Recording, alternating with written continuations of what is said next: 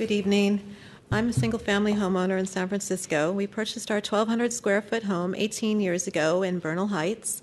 Although the house is a small 3-bedroom home, we managed to raise our 4 kids and 2 attic bedrooms.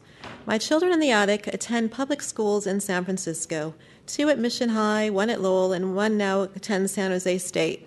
Over the past 5 years, we've rented out our home every summer and used the money to travel when the kids are out of school. Prior to Airbnb, we used Craigslist.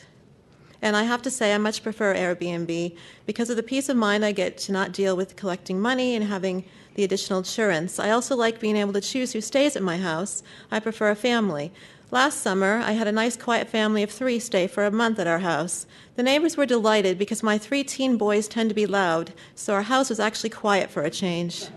Next year, I plan on renting out the room in our house as often as I can, as we will have 2 kids attending college in California, close to $55,000 per year in tuition. Paying 2 college tuitions next year will be difficult for my family. Even though we now arguably live in the most expensive city in the country, FAFSA does not recognize this. So while we need to earn a significant amount more of money than others who live in different cities in California to live and pay bills, we are considered higher earners and therefore do not qualify for much financial aid. As my 4 children leave the home they grew up in, and I plan on renting out their rooms to help cover college expenses. I cannot rent the rooms to a full-time tenant because the kids come home every holiday and in the summer for 3 months.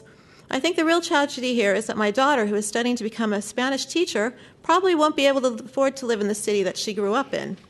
I pay my mortgage and property tax to the city, and it frustrates me to no end that we may be limited to 120 days a year. By capping the number of days, you are forcing San Francisco single-family homeowners to rent out their house on Craigslist and other platforms that aren't regulated or safe because people have become used to this extra income to cover expenses in this outrageously expensive city. Thank you.